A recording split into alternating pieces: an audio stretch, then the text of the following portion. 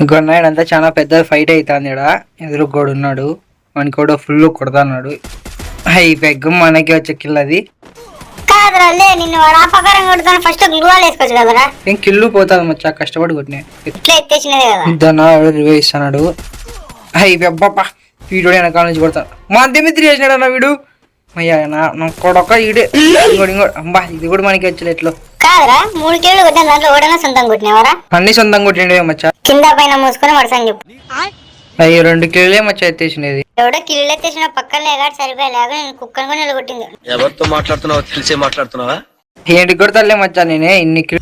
అదే అయ్యా ఇంకో ఫ్రీ కిల్లు చాలేదు కూడా. ఇది ఎవడో ఉంటారన్న ఖచ్చితంగా. అబ్బా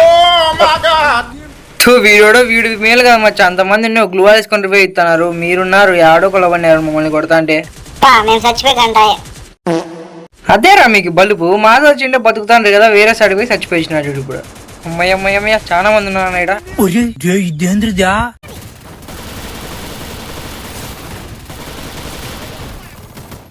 లే ఎట్లా మచ్చా ఇప్పుడు నేను ఈడే ఉన్నా, ఈ రకపోయినా ఈడే